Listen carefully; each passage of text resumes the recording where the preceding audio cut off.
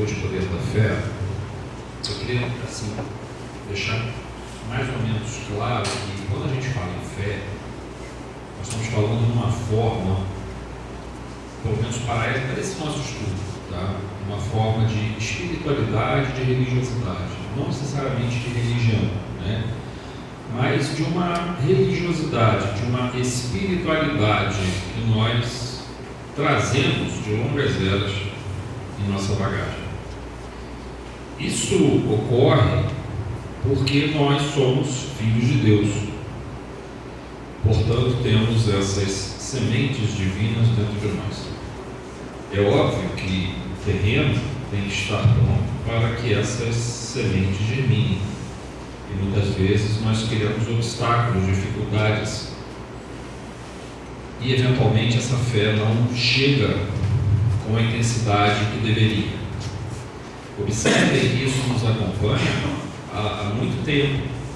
Quando nós olhamos, por exemplo, as sepulturas dos neandertais que conviveram com a nossa linhagem do Homo sapiens há 30, 40 mil anos atrás, essas sepulturas, os neandertais, eles eram enterrados com os objetos de uso deles, as lanças, as facas, as roupas. Por quê?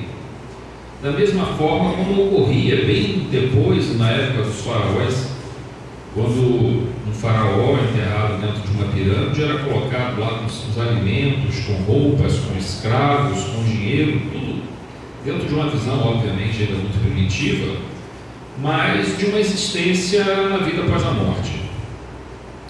Então nós, de uma certa forma, podemos dizer que toda a comunidade humana, ao longo da história, em todos os lugares, sempre manifestou algum tipo de religião, mas antes dessa religião, algum tipo de espiritualidade, algum tipo de religiosidade.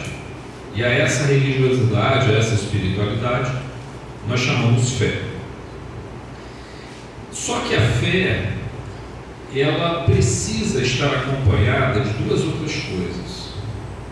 E toda vez que eu estiver referindo a esse tópico aqui hoje, nós estamos tentando inserir fé junto com as duas virtudes que podem e precisam ser desenvolvidas e que estão dentro da doutrina espírita, que estão dentro do Evangelho, que é o conhecimento, a busca do conhecimento, a prática do amor ao próximo e a fé. Se você tiver essas três coisas, esses três elementos, a fé, a prática do amor ao próximo e a busca do conhecimento, a nossa jornada é uma jornada rumo ao infinito, rumo à eternidade. Nós não ficaremos parados nos ciclos das reencarnações aqui na Terra, muitas das vezes de forma indefinida, mas seguiremos aquele caminho para o qual fomos destinados. Agora, o que é a fé? Às vezes nós confundimos fé com certeza, e na verdade isso não é muito correto. A certeza, ela é uma verdade absoluta, digamos, matemática, absolutamente racional. A fé não é exatamente isso. Existe uma belíssima definição de fé que se encontra na Epístola aos Hebreus, onde se diz assim: a fé é a posse antecipada daquilo que se espera. Aonde eu não consigo, a minha mão não alcança, ou seja, aonde a minha razão não chega, aonde a minha certeza absoluta pelos fatos dispostos a mim, à minha disposição, eu não consigo alcançá-los, eu gero uma expectativa, uma esperança, um senso de pertencimento a uma força superior que ordena esse universo, como foi lido na leitura de harmonização, quando se falou do vento. Nós estamos dentro dessa força maior, e quando nós nos consideramos dentro dessa força maior, surge então esse conceito de fé.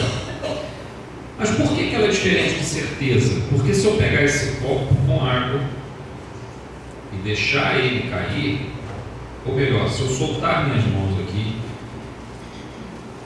Nós não temos a fé que o copo vai cair no chão, em cima da mesa. Nós temos a certeza absoluta que existe uma força da gravidade que atrai esse copo em direção sempre ao centro da Terra, mas ele vai cair na mesa, no chão. E nós temos até uma fórmula matemática, uma fórmula física que define a velocidade com que esse copo cai. Se eu pegar uma linha reta de 100 km e estiver dirigindo um carro a 100 km por hora, eu sei que em 1 hora eu chegaria no meu destino, se eu não alterasse a velocidade. Isso não é fé, isso é certeza. É uma equação matemática, é uma fórmula. Mas observem, a fé não é uma fórmula, a fé não é uma equação matemática. A fé é a posse daquilo que se espera. Ela vai além daquilo que a nossa razão consegue perceber como um todo. Veja que nós vamos comentar daqui a pouco sobre fé raciocinada e fé cega. Mas fé raciocinada também não é a razão absoluta, não é a certeza absoluta. São coisas diferentes. É curioso a gente falar isso, mas todo princípio de conhecimento parte de uma base onde você estabelece algum critério de crença ou de fé. Por exemplo, a matemática, que nós costumamos chamar de a rainha das ciências, onde a razão talvez seja exercida na sua forma máxima. Você consegue desenvolver teoremas e proposições que você se propõe a provar e a demonstrar.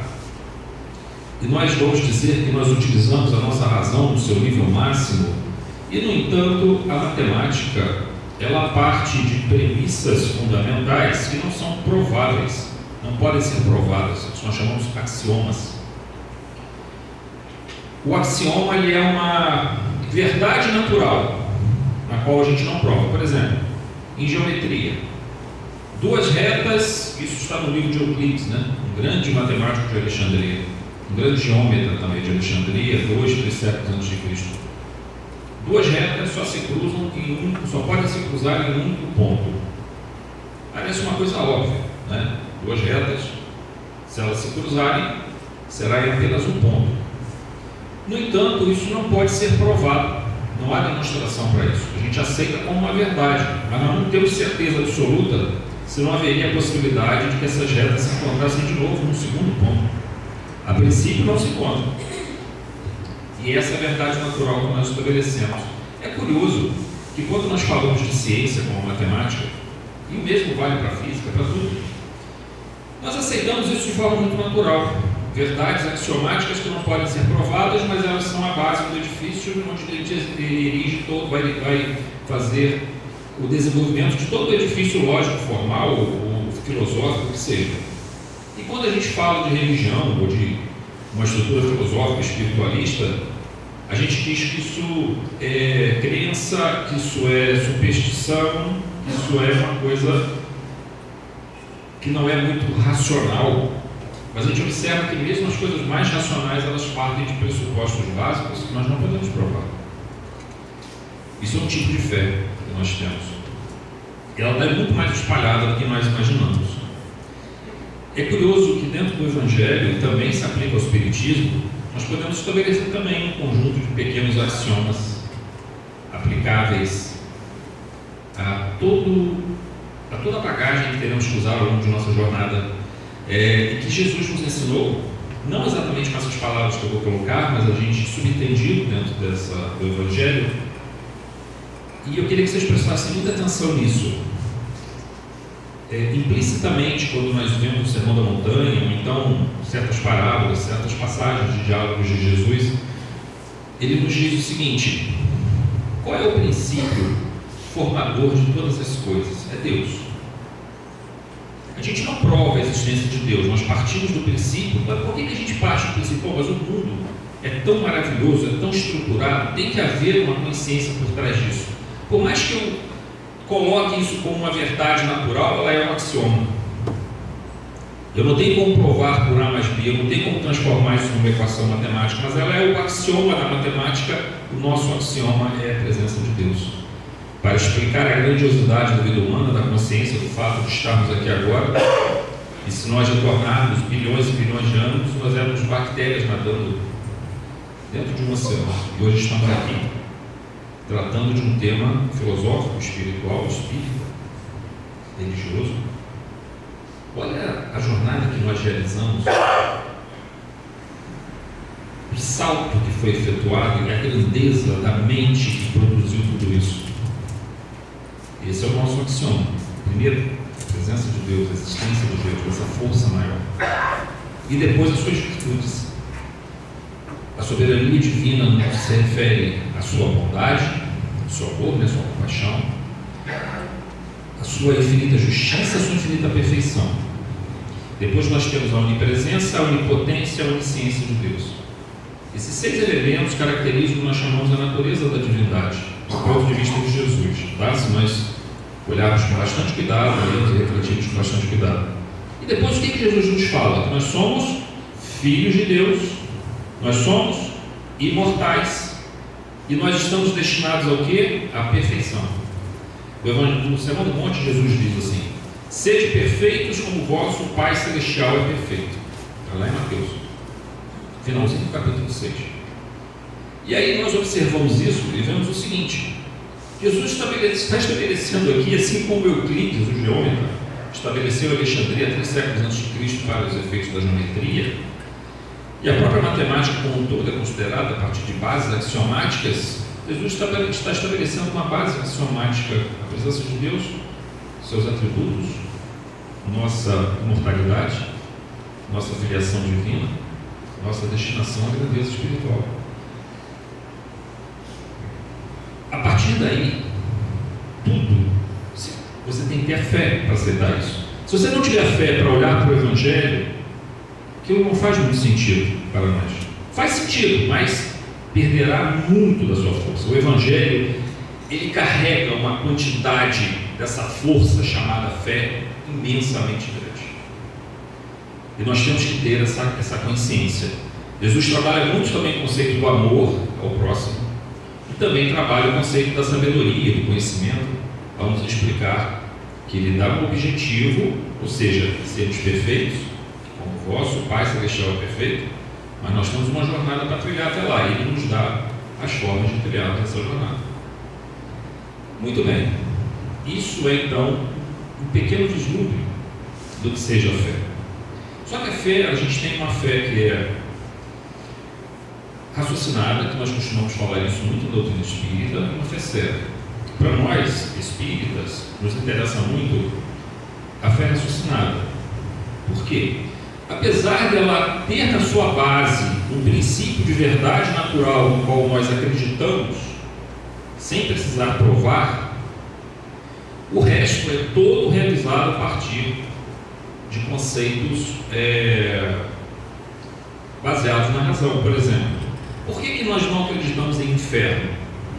Porque o inferno, apesar de respeitarmos as outras religiões, as outras doutrinas, que aceitam a existência de um local eterno de sofrimento, nós estaríamos violando um dos nossos princípios axiomáticos que falamos aqui.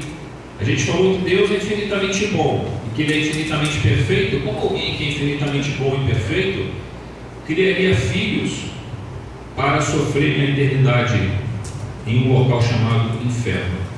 Se Deus é onipotente, onisciente, onipresente, Ele tem que estar ciente em todos os lugares, presente em todos os lugares, sua força tem que agir em todos os lugares, então tem que agir dentro do inferno também. Então a gente observa que o inferno é uma contradição já no nosso princípio básico.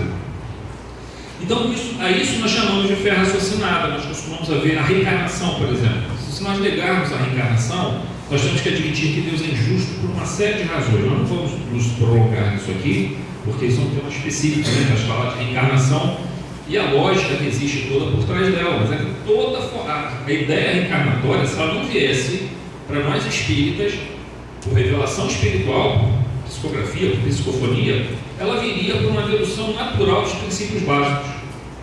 Porque a reencarnação, se você acredita em Deus, se acredita nesse princípio que nós falamos aqui, a reencarnação surge naturalmente.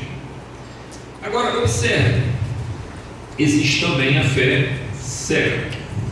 O que é a fé cega? Aquela fé que acredita cegamente. Muitas religiões, muitas doutrinas, ou muitos indivíduos creem cegamente sem pensar sobre aquilo, sem expor aqueles princípios as próprias ideias. Isso é perigoso, a gente sabe. Quantas pessoas não se explodem ou provocam guerras em nome da fé? Quantas pessoas não se matam em nome da fé? Isso está errado. Mas são fases diferentes das nossas condições evolutivas. E todas as religiões e todas as formas de doutrinas espiritualistas precisam ir evoluindo. Nós não precisamos mais enterrar os nossos entes queridos com as roupas, com alimentos, com os objetos de uso que eles tinham, como faziam os neandertais ou os nossos antepassados há 30, 40 mil anos. Não há mais a necessidade disso. Então nós temos que, obviamente, superando esses estágios e tornando a nossa fé mais transcendente, a nossa manifestação de espiritualidade mais transcendente. Mas nós entendemos que muitos indivíduos ainda precisam manifestar a fé de alguma forma. E se não for da maneira raciocinada, será da maneira séria, porque a fé é uma necessidade que está dentro da criatura, não adianta lutar contra ela. Ah, mas um indivíduo nessa vida ou em outras vidas ele consegue ser um ateu, ele consegue ser um agnóstico. Sim, ele pode fazer isso. Porque às vezes os mecanismos sociais, socioeconômicos, os mecanismos culturais podem induzi-lo a isso, ou então ele mesmo, uma revolta contra a vida, uma revolta contra coisas que aconteceram no passado, decepções, perdas, mágoas, levam a se revoltar contra Deus, contra esse princípio criador. E ele pode negar isso durante algum tempo, mas são experiências de uma reencarnação, talvez duas. Mas não é a experiência de várias e várias e várias reencarnações, porque inevitavelmente somos levados a esse caminho. É uma bússola. A fé na essência divina, de um princípio ordenador de ordem, que luta e combate o caos e restabelece o caos, da luz que luta e restabelece a luminosidade em meio às trevas, é algo natural e faz parte do nosso princípio. Eu costumo dizer que nós temos dentro de nós, baseando-se na questão 621 do Livro dos Espíritos, quando Kardec pergunta ao Espírito de Verdade onde está escrita a lei de Deus. Afinal de contas, se nós somos filhos de Deus, temos que tentar compreender essa lei. E ele pergunta onde ela está escrita. Ele fala, o Espírito de Verdade responde, na consciência de cada um. Então, é como se nós estivéssemos em diferentes estágios para a interpretação dessa lei. Aí eu costumo dizer, fazendo uma analogia disso, é como se nós trouxéssemos dentro de nós um livro da vida.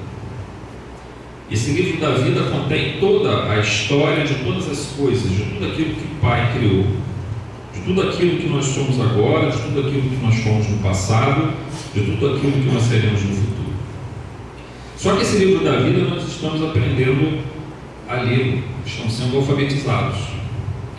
Identificamos letras, formamos palavras, às vezes conseguimos juntar algumas palavras e formamos pequenas frases, juntamos pequenas frases e formamos pequenos parágrafos, pequenas seções no texto. Às vezes conseguimos até ler uma página inteira. E nós estamos sendo alfabetizados nesse grande livro da vida, que é o livro do Criador, que nós trazemos dentro de nós, essa lei divina, esse código divino. Então cada um está num nível diferente nessa escola. Nós estamos em séries, em vários níveis diferentes, em várias formas diferentes, mas todos nós temos que fazer o melhor nesse sentido. Outro ponto também, isso Kardec levanta de uma forma bastante significativa, é a questão da fé humana e da fé divina. Vejam, até aqui nós estamos falando de fé divina, ou seja, fé espiritual, a fé num ser superior, numa consciência cósmica, numa consciência universal. Não estamos falando de um ser, de um indivíduo sentado num trono em algum lugar, estamos falando de uma força onipresente, onisciente e onipotente. Estamos falando de uma consciência que permeia todas as coisas. Kardec fala que todos nós estamos envolvidos nesse fluido divino. Ele está em nós como nós estamos nele. Só que assim, Deus está plenamente em nós, mas nós não estamos ainda plenamente nele. Porque nós não aprendemos, não fomos alfabetizados plenamente nesse livro da vida. Ou então, da belíssima parábola da semente do grão de mostarda, quando Jesus diz, respondendo sobre o que seria o reino de Deus, ele diz: o reino de Deus se assemelha a uma semente do grão de mostarda jogada no solo. É a menor de todas as sementes, mas ela começa a se desenvolver e venha se tornar depois a maior das hortaliças e derrama os seus galhos, as suas folhas, de tal forma que os pássaros venham abrigar sobre seus galhos. Se Jesus está falando sobre reino de Deus, sobre soberania divina, sobre o conjunto das leis de Deus, por que ele está dizendo que ela começa pequenininha e se torna grande? Houve algum momento em que Deus foi pequenininho? Houve algum momento na Terra em que a lei divina não estava presente? Óbvio que não. Porque Deus, ele é eterno. Ele está fora da noção do tempo. Deus não está no passado, nem no presente, nem no futuro. Na verdade, ele está pela eternidade. Ele engloba todas essas coisas, tudo ao mesmo tempo. Só que essa semente, na verdade, não é Deus. Essa semente é a nossa capacidade de percepção de Deus. E ela começa com a menor das sementes e vai se tornar a maior das hortaliças. É mais ou menos isso que Jesus quis dizer para a gente. E de certa forma é essa ideia que nós trazemos desse grande livro da vida, que estamos sendo de alguma forma alfabetizados nele. Mas Kardec trabalha também o conceito de fé humana. E aí, o que é a fé humana? É a capacidade de um indivíduo crer em si mesmo. Vejam, a nossa mente é muito poderosa. Os nossos pensamentos, eles podem produzir o bem, podem produzir o mal, eles podem produzir guerras e podem produzir grandes obras, grandes civilizações. Foi assim ao longo de toda a nossa história. O nosso pensamento é causador, é causa primária de coisas maravilhosas e de coisas tenebrosas. Dentro desse princípio, vejamos, por exemplo, o efeito placebo. O efeito placebo, como muitos de vocês sabem, todos sabem, ele é uma capacidade do nosso organismo de, quando a nossa crença de que estamos tomando um medicamento, vamos botar assim de uma forma bem simplificada, estamos tomando um determinado medicamento, nós produzimos efeitos verificáveis no nosso corpo físico. Vamos dar um exemplo. Está se lançando um laboratório vai lançar uma medicação para enxaqueca, para dores de cabeça. Então ele vai lançar um analgésico, um determinado analgésico. Ele pode ter várias formas de ação. Pode ser que ele trabalhe tentando fazer o que nós chamamos de vasoconstrição no cérebro, né? Diminuir o calibre dessas, forçar um pouquinho a diminuição do calibre das artérias, dos vasos, para que não force, né, toda a região do cérebro produzindo a dor de cabeça. Pode ser que ele tenha princípios também analgésicos ali, através de certas substâncias, para diminuir a dor. Pode ter vários mecanismos associados a esse medicamento. Só que tem um detalhe: em razão do efeito placebo, é preciso que todo medicamento testado tenha um grupo de controle de pessoas que tomam placebo, para poder saber se o medicamento é efetivo ou não. Então, por exemplo, uma indústria farmacêutica vai lançar um medicamento para dor de cabeça. Ela vai pegar o princípio ativo que ela desenvolveu e vai aplicar em 500 pessoas. E vai pegar uma pílula de farinha com açúcar, obviamente revestida, para que a pessoa não sinta o gosto, então ela vai se dissolver no estômago ou na região do intestino. 500 pessoas tomarão aquela pílula com açúcar achando que estão tomando um remédio para dor de cabeça. E 500 pessoas vão tomar aquela medicação que tem princípio ativo. É impressionante, mas nos casos, por exemplo, que envolvem dor, mais ou menos dessas 500 pessoas, entre 100 a 150, no mínimo, vão apresentar melhoras no seu quadro tomando apenas a pílula de açúcar com farinha. A isso nós chamamos de efeito placebo. É a capacidade da pessoa de acreditar que aquele medicamento pode curá-la. E como é que se explica o efeito placebo nesse caso? Porque observe que nenhum medicamento é lançado mais hoje sem teste do efeito placebo. Porque se o princípio ativo não for superior ao resultado do efeito placebo, ele não tem resultado. Por exemplo, nós falamos aqui que das 500 pessoas que tomaram a pílula de açúcar com farinha, 150 ficaram sem dor de cabeça, ou tiveram uma redução significativa. E vamos imaginar que das 500 que tomaram o princípio ativo, 150 tiveram melhora. Então, o medicamento não serve para nada, porque o efeito placebo está dando o mesmo resultado. Você precisa ter um resultado acima do que é observado no efeito placebo para que o medicamento possa ser lançado. Normalmente esse teste nós chamamos de um teste duplo cego. nem quem está ministrando a medicação sabe qual é o medicamento que é farinha com açúcar, ou seja, qual é o placebo, qual é o princípio ativo, e nem o paciente que recebe sabe qual é. Para que funcione tem que ser dessa forma, chamamos de teste duplo cego. E todo medicamento hoje é lançado dessa forma. O que está por trás, nesse caso do efeito placebo? Nós temos uma capacidade de produzir no nosso organismo uma coisa chamada opioides endógenos ou endorfinas. O que quer dizer isso? O opioide endógeno é um derivado, ou parecido pelo menos com a morfina, só que é produzido dentro do nosso organismo, do nosso cérebro. É como um neurotransmissor, mas em doses muito, muito pequenas. Então imaginemos que nós façamos muito exercício físico e forcemos demais nossa musculatura. Nós vamos inflamar o nosso músculo, vamos matar muitas células. Vejam, não estou falando do exercício físico ruim, não, ele é ótimo. Essa célula será reposta. O que eu estou dizendo é que acontece isso. Muitas células morrem, vão para a nossa corrente sanguínea. Se fizermos um teste chamado PCR, ele vai acusar um nível mais alto, indicando que existe um processo inflamatório acontecendo no nível muscular. Vejam, essas substâncias que estão sendo jogadas na corrente sanguínea depois de um exercício muito forte fazem você sentir dor, produção de ácido lático na musculatura e tudo mais. O que o cérebro faz? Ele começa a produzir opioide endógeno, endorfina. Por que quando a gente faz uma longa caminhada, uma corrida, por que quando a gente faz muito exercício físico, a gente tem uma sensação assim de estar super leve, super bem, porque o teu organismo está jogando opioide endógeno? Mas o que fez com que o teu organismo produzisse opioide endógeno? As macromoléculas inflamatórias que o teu músculo jogou na corrente sanguínea, elas desencadeiam a produção do opioide endógeno. Agora, como é que pode a pílula de farinha induzir a produção do opioide endógeno? Induz.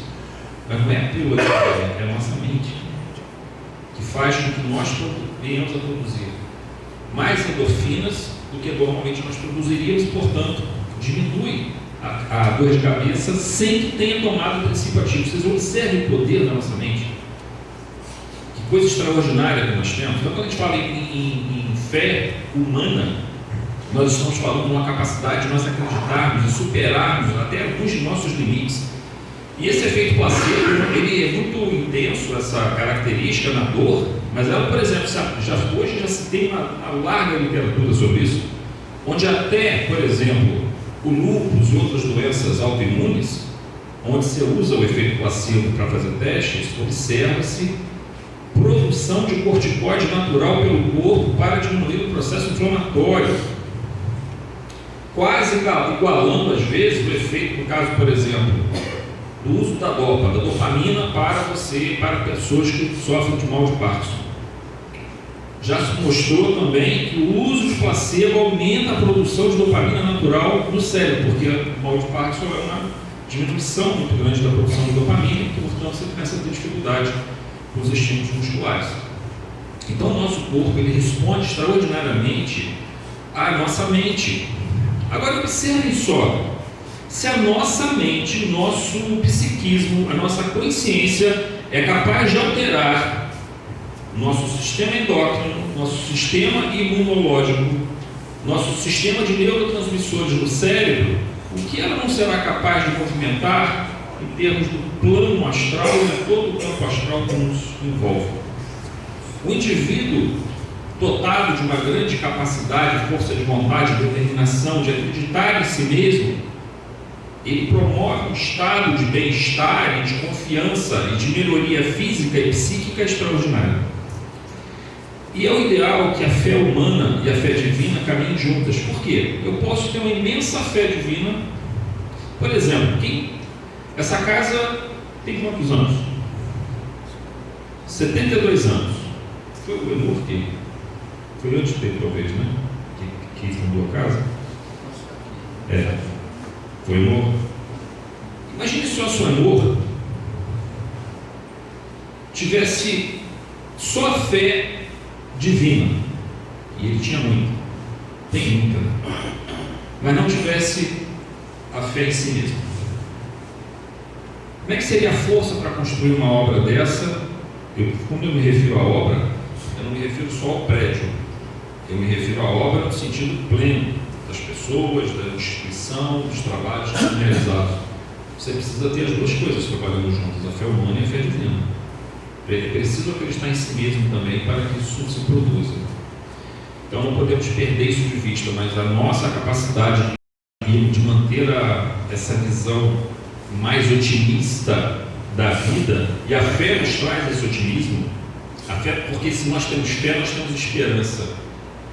Se nós temos esperança, não é que nós estejamos nos enganando, ou estejamos querendo fugir dos problemas. Não, nós estamos querendo lidar com eles e resolvê-los, só que nós não queremos fazer isso envoltos em tristeza ou tentando fugir deles. Nós queremos de fato resolvê-los. E nada melhor do que esperança e fé para que isso ocorra. Há uma passagem belíssima nos Evangelhos, que, aliás, uma passagem belíssima. O Evangelho é lotado, cheio de passagens belíssimas. Há uma passagem de uma cura que Jesus realiza, onde um pai chega a ele de forma desesperada, se ajoelha diante dele e diz assim: Senhor, cura meu filho. Ele está tomado por um espírito impuro. Ora ele se joga no fogo, ora ele se joga na água e tenta se matar. E seus discípulos não conseguiram curá-lo, não conseguiram expulsar esse espírito. E Jesus diz assim: dá um puxão da orelha mesmo. Ó raça incrédula, até quando estarei convosco, até quando vos suportarei? Dando um puxão da orelha, porque ele estava dizendo: olha, quem fala raça incrédula, é a raça que não crê, é um povo que não está crendo no que está vendo acontecer diante dos olhos. O que mais precisa, como se eu estivesse falando assim, o que mais precisa para vocês acreditarem na capacidade que vocês têm de fazer as mesmas coisas que eu faço? E aí ele chega, impõe as mãos e cura aquela criança. Depois ele fala aos discípulos, mas isso aí varia um pouquinho de evangelho para evangelho, ele fala que para certos tipos de espíritos há necessidade do jejum e da oração, entendendo-se aqui o jejum como uma disciplina, não o jejum de ficar sem comer, mas entenda-se aqui o jejum como uma disciplina. Se você vai aplicar passe, por exemplo, lá no nosso centro, os passes são as sextas-feiras. Aí você vai aplicar passe. Aí uma sexta você vai, outra sexta você não vai. Na outra sexta, quando você vai, você lembra que você tomou umas birita na quinta-feira. Aí não posso aplicar passe. Cadê a disciplina? Cadê o jejum? Não tem. E aí, o que acontece? Aquela entidade, aquele mentor espiritual que está junto com você ali, acreditando que você vai levar aquele trabalho a sério, que grandes obras poderão ser realizadas, mesmo no ato de um simples passe. E olha que simples aqui está meio até equivocado, porque o passe é uma coisa grandiosa. Ele acaba se afastando, porque ele não pode ficar à mercê das nossas vontades. Ele espera de nós uma contrapartida de responsabilidade em função da obra que você coloca. Por isso o jejum e a oração. Por que a oração? Nós vamos falar um pouquinho mais disso aqui daqui a pouco. Mas vejam, a fé daquele pai foi uma intercessão a favor do filho. A fé de Jesus, sua grande fé em si mesmo e no poder divino, é o elemento canalizador para a cura daquela criança. E os seus discípulos vacilaram naquele momento na sua fé. Eles estavam no estágio de aprendizado, né? E depois eles superaram isso no devido momento. A segunda passagem extraordinária é o da mulher hemorroíça. E aqui a gente vai simplificar bem ela, porque é uma passagem longa, tem uma história muito interessante dela para ser desenvolvida, mas aqui nós vamos só fixar muito o ponto. Jesus está caminhando em direção à sinagoga de Jairo para curar a filha dele. E nisso ele está cercado por uma multidão muito grande e ele sente alguém tocar a orla do manto dele, mesmo naquele tumulto que ele estava, várias pessoas ao redor dele querendo conversar, querendo tocá-lo, querendo vê-lo, querendo ouvi-lo. Ele sente uma virtude sair dele, ou seja, uma energia sair dele. Ele diz: quem me tocou? Aí os discípulos dizem: bom, nós não sabemos quem te tocou, olha só a quantidade de pessoas que estão em volta de ti. Mas mesmo assim Jesus olha, ele vira. E aí a mulher que estava há 12 anos sofrendo de um sangramento, e observe, esse sangramento vaginal dela, uterino, provavelmente era um mioma, um tumor, alguma coisa desse tipo. Ela estava há 12 anos sofrendo disso. Sofria muito, porque, vejam, só para a gente ter uma ideia, no Levítico, que é um dos livros do Pentateuco Mosaico, uma mulher que apresentasse um sangramento vaginal, seja na menstruação ou não, ela ficava impura durante um certo tempo, até após o sangramento. Ela estava há 12 anos. Ela não podia ir no templo, ela não podia ir na sinagoga, ela não podia tocar nas outras pessoas. Por isso, quando ela toca em Jesus, ela fica envergonhada e se ajoelha. Jesus olha para ela e diz: minha filha, tu estás curada desse mal, pode seguir, tua fé te curou. E ela sentiu que ela estava curada na hora que ela toca Jesus. Isso é a fé na sua forma mais intensa. Ela teria essa certeza absoluta que nós falamos? Matemática não, mas ela tinha fé, ela tinha esse algo a mais que ela podia alcançar. Quando nós estamos orando com uma pessoa que está doente, nós temos certeza se essa pessoa vai poder ficar boa ou não? Não temos essa certeza absoluta, porque nós não sabemos o histórico kármico. Há um monte de variáveis que nós não temos controle sobre esse processo, mas é nosso dever orar pela pessoa, com muita fé, mas acima de tudo entendendo que seja feita a vontade do Pai. Por que seja feita a vontade do Pai? Que as leis de Deus, seus desígnios, se manifestem plenamente no nosso centro. E essas são situações muito complicadas às vezes para nós espíritas. Uma moça tem nos pedido para orar pelo avô dela, que está muito doente. Ele teve um câncer e uma complicação muito séria, e houve uma melhora parcial. No caso, era um câncer de intestino, ele tirou 2/3 do intestino. Já é uma pessoa idosa, e ele precisava que houvesse novamente a ligação. Não precisou fazer colostomia, mas ele precisava que o intestino cicatrizasse as duas partes. E sabe quando você começa a pedir na oração, e o nosso grupo faz as orações intercessórias, às segundas e quintas-feiras, que você não sabe o que é o certo pedir? Será que já não é a hora de partir para o plano espiritual, vamos tentar segurá-lo aqui? Mas ao mesmo tempo a gente fica assim, talvez ele possa ter uma moratória no sentido de ajudar a sua neta, porque ela vai ficar tão desesperada, porque ela foi criada por ele.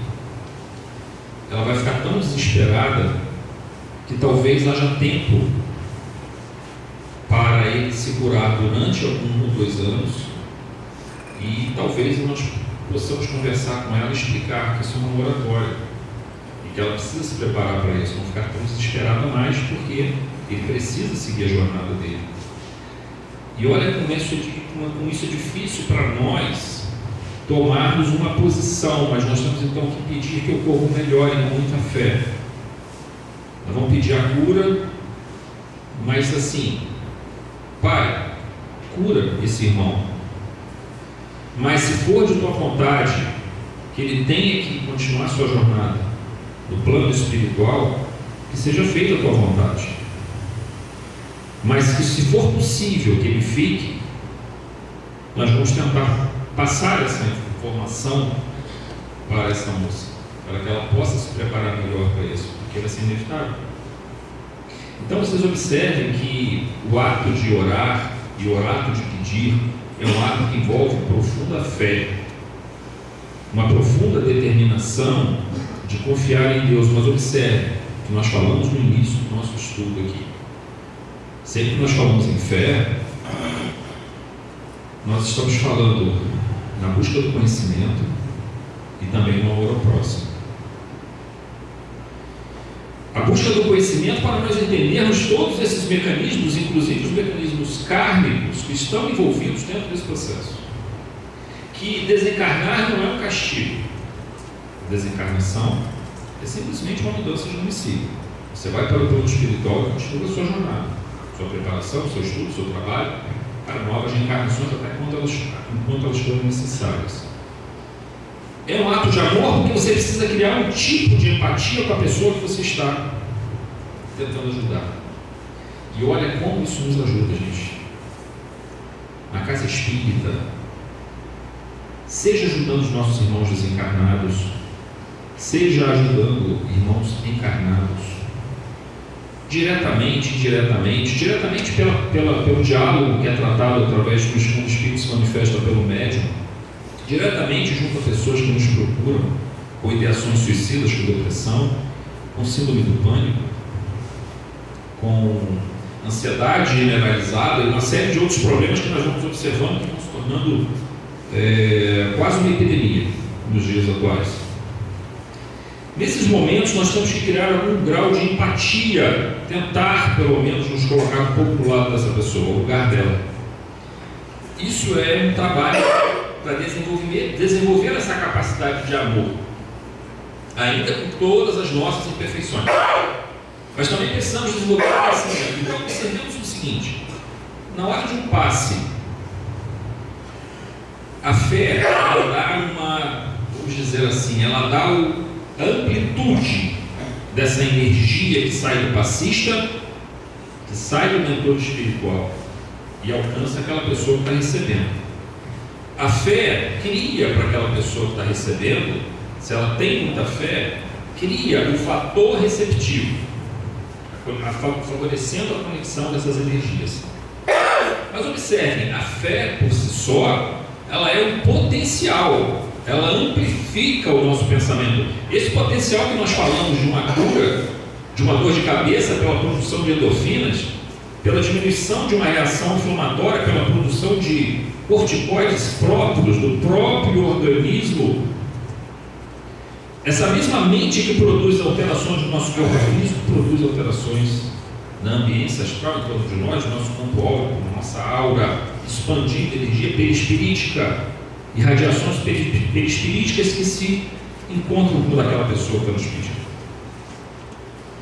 Então nós temos o conhecimento do processo que está acontecendo, mas nós temos que criar a empatia, ou seja, sentir amor por essa pessoa, procurar desejar o máximo bem para ela, na hora que estamos impondo as mãos, aplicando o passe. E termos uma profunda fé da presença dessa assistência espiritual que está junto ali para que o melhor para aquela pessoa aconteça. Então vocês vejam, nós estamos trabalhando a fé, estamos trabalhando o amor, estamos trabalhando o conhecimento dentro desse processo.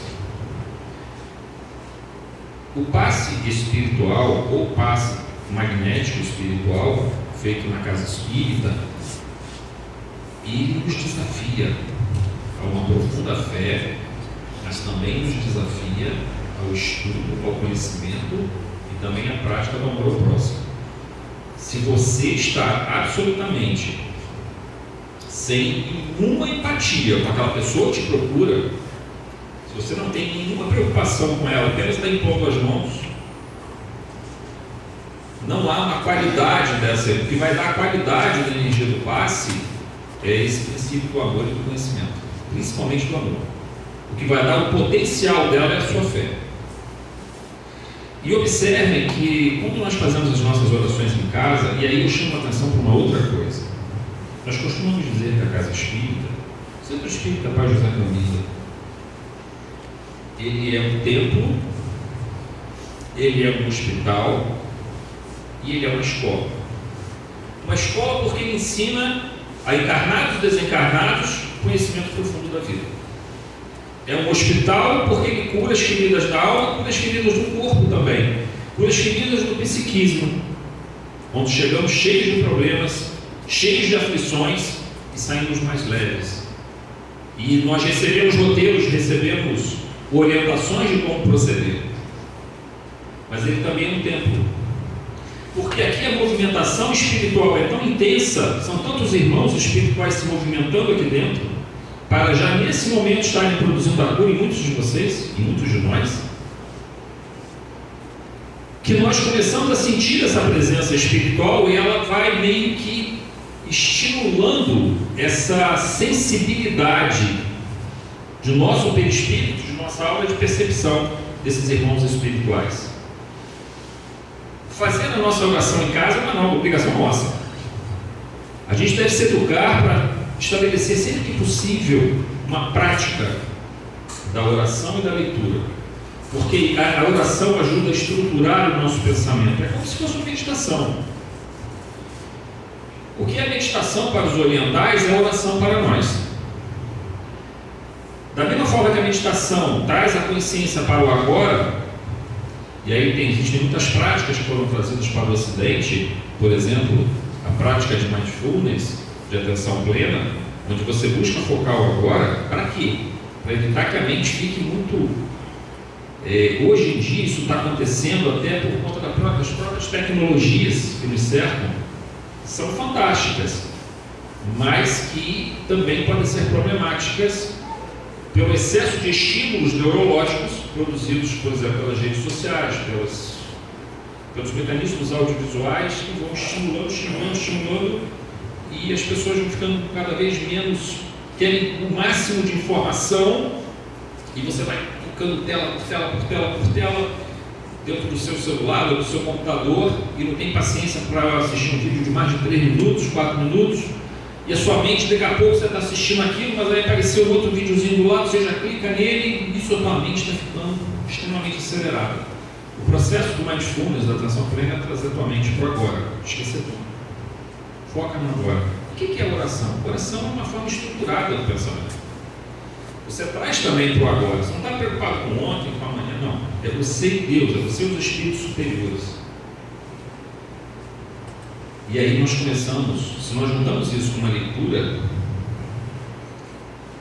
edificante, nós estamos começando a contrapor há muitas influências negativas, perturbadoras, próprias no mundo de provas e expiações, de transição planetária. Nós começamos a criar meio que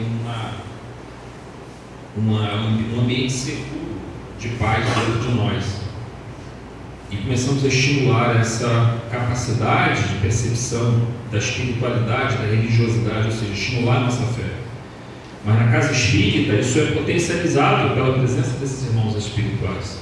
E por fim, para nós finalizarmos, entendamos uma coisa: a fé não deve ser buscada somente na hora do aperto, somente na hora quando o bicho pega, como a gente costuma dizer. Estou doente, o familiar meu está doente, minha situação está muito ruim, eu estou desesperado. Não, a fé tem que ser trabalhada no dia a dia. Eu costumo sempre falar isso lá no centro. As nossas dispensas espirituais, na nossa casa nós temos uma dispensazinha, ou temos a geladeira, ou temos um armário onde guardamos os nossos mantimentos. As nossas dispensas espirituais precisam estar cheias. E como é que a gente enche nossas dispensas espirituais? É no momento de crise? Não. É no momento da tranquilidade e da paz. Mas a gente sabe que o momento em que a gente está psiquicamente bem, rígido, daqui a pouco a gente está em crise, por alguma razão. Na hora da crise é que a gente busca esses alimentos espirituais que foram estocados. As nossas dispensas espirituais estão cheias. Não é para deixar para fazer isso a hora que nós estamos no momento da crise. Saibamos trabalhar a fé como algo cotidiano, ou seja, espiritualidade e religiosidade é para ser trabalhada cotidianamente. Vamos encher a nossa vida disso. Isso traz esperança, isso traz direcionamento, isso traz sentido para a nossa existência. Obrigado.